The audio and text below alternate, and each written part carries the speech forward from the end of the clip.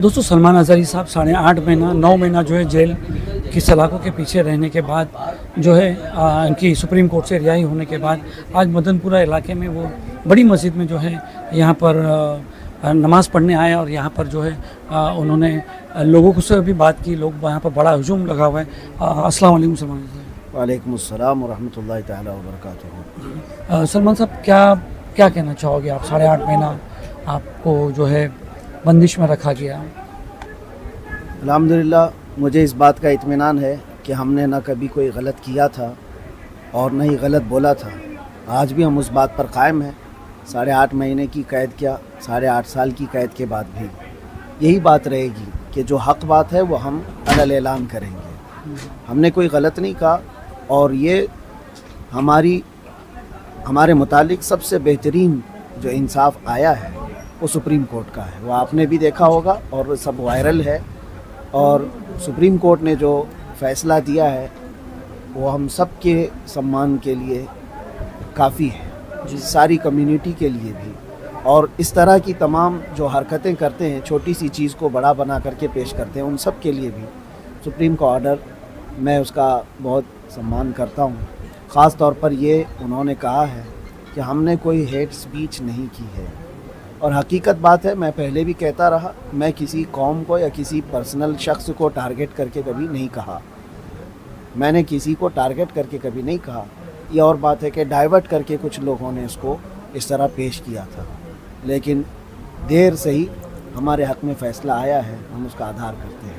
अच्छा, जब एक वीडियो आया था जहाँ पर आप बराबर नहीं चल पा रहे थे तो आपके जो फॉलोअर्स थे बहुत चिंता में थे कि यार अज़हर को क्या हो गया, कहीं किसी ने बदतमीज़ी की या क्या की। तो उस वीडियो के बारे में और आपके साथ जो है गुजरात ATS या वहाँ के लोगों ने कैसा बर्ताव किया, लोग जानना चाहते हैं। उसी वक्त मुझे भी ये खबर पहुँची थी कि इस तरह की बातें बाहर वायरल हो रही हैं। ऐसी कोई बात नहीं थी। मुसलसल मैं सफ़र में था और आप देख रहे हैं एक केस के बाद दूसरा, दूसरे के बाद तीसरा, इन्होंने सांस तक लेने नहीं दिया। एक जगह FIR किया, यहाँ बेल हुई, दूसरी जगह किया, वहाँ बेल हुई, तीसरी जगह किया। तो मैं मुसलसल सफ़र में था और वो जिस वक्त की वीडियो वायरल थी वो मैं तकरीबन 9 घंटा बैठ करके सफ़र करके रात 3 बजे पहुँचा। सख्त ठंडियों के दिन थे और रात भर सोया नहीं सुबह तक। और फिर इन्वेस्टिगेशन भी हुई। उसके बाद कोर्ट में जब हाजिर किए सुबह 10-11 बजे, मुझे मेरे बैक पेन का मसला है और आज से नहीं 4-5 साल से मुसलसल सफ़र की वजह से मेरे पीठ में, कमर में दर्द है और वो ठंडियों में बढ़ जाता है, जिसकी वजह से वहाँ पर भी ये दर्द शिद्दत का हो गया था।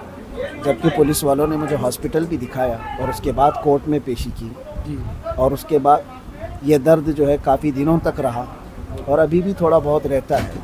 तो वो मेरे अपने दर्द की वजह से हो सकता है उस वक्त मेरे चलने में फ़र्क महसूस किया हो, वरना बदतमीज़ी इस तरह की कहीं नहीं हुई है। जिस तरह से आपको ये बॉम्बे से घाटकोपर से लेके गए थे और यहाँ से लेके गए वहाँ तक, उसके बाद तक 8 महीने तक पुलिस कस्टडी, इन्वेस्टिगेशन, ATS, क्या बर्ताव रहा उनका आपका, मतलब कैसा रहा? अभी सलीम भाई, आप एक ही महफिल में सारी चीज़ें लेना चाहते हैं, थोड़ा और वक्त दीजिए। इब्तिदाई इश्क लोग है। बहुत जानने को आपके अभी फॉलोअर इब्तिदाई इश्क वो है। हमको नहीं छोड़ते कि भाई तुम क्यों नहीं बात कर रहे, तुम क्यों नहीं जाते, ये सब। इंशाअल्लाह अज़ीज़ इसके सिलसिले में मैं तफसीलन आऊँगा, आपको भी बुलाएंगे, बताएंगे और सारी दास्तान भी सुनाएंगे। मैंने एक कलाम भी लिखा है, वो भी आपको सुना देंगे। इंतज़ार रहेगा इंशाअल्लाह। जेल में आपके साथ कैदियों का क्या व्यवहार रहा?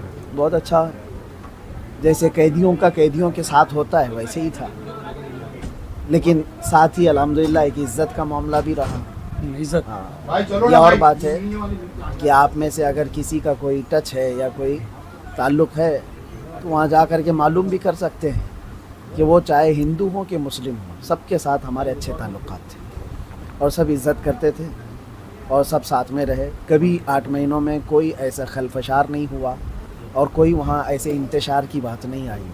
अगर हम इसी तरह भड़काऊ मामलात किए होते बाहर भी तो जेल में भी ये सारी चीज़ें होती, क्योंकि जेल में तो सारी कम्युनिटीज़ होती हैं और ख़ास तौर पर वहाँ पर किसी की इस तरह की पकड़ भी नहीं होती। सारे क्राइम किए हुए बादशाह होते हैं और लड़ने मरने को तो एक पाँव पे खड़े रहते हैं, लेकिन अल्हम्दुलिल्लाह कभी ऐसी नौबत नहीं आई।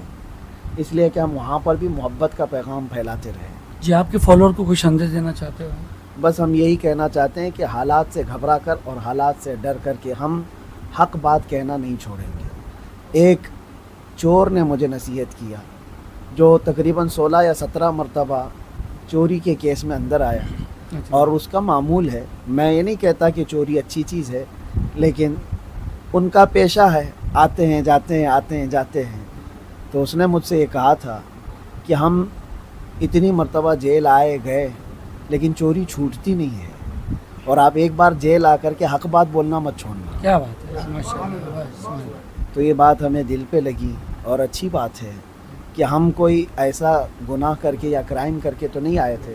या और बात है कि उसको डाइवर्ट कर दिया गया है। इंशाअल्लाह अज़ीज़ वक्त आएगा, वो भी समझ जाएंगे, हम भी समझ जाएंगे इंशाअल्लाह। आज हालात इलेक्शंस के बहुत अलग हो रहे हैं, तो क्या लगता है आपको, मतलब कुछ कहना चाहोगे इसके ऊपर कि कोर्ट के ऑर्डर है? जब हम आएंगे तो इंशाअल्लाह उस पर भी बात करेंगे। भाई खल्ला से आपको भी कॉन्टेस्ट करने के वास्ते मतलब यहाँ के लोगों ने ऑफर किया था और आपने हामी भी भर ली थी, फिर एंड मौके पर जो है आपने इनकार कर दिया, उसकी क्या वजह थी? ये तो आप लोगों की मोहब्बत या आप लोग मदनपुरा वाले होंगे जो एक रात में दूल्हा बना देते हैं। हमने इस तरह से कोई बात अपनी तरफ से नहीं पेश की थी। हम सफ़र में थे केरला में, मुझे इस बात की वो नहीं है। एक बात यहाँ पर चली थी, 2 दिन से चल रही है। क्या नाम है, हजारी साहब जो है वो तैयार हो गए हैं, बोले बस आ रहे हैं, उनका पेपर आ गया है, व्हाट्सएप पे आ गया है, सारा डॉक्यूमेंट आ गया है, यहाँ पर फॉर्म भी भरने की पूरी अल्लाह तबारक व तआला ने हमारे साथ ये मोहम्मद शाकिर अंसारी है, इन्होंने भी मतलब ना बहुत भाग दौड़ की थी। तो फिर एंड मोमेंट पे ऐसा हुआ कि हजरत नहीं आ रहे हैं, नहीं लड़ेंगे इलेक्शन। नहीं, असल मसला ये है कि मदनपुरा वाले आप लोग ये चाहते हैं कि आपकी कुर्सी पर बैठें, और पूरा हिंदुस्तान भी चाहता है कि मैं उनके लिए भी कुछ काम करूं। तो एक मखसूस कुर्सी के लिए नहीं, अल्लाह तबारक व तआला ने जो कुर्सी दी है वो बहुत बड़ी है। जी, बहुत बहुत शुक्रिया।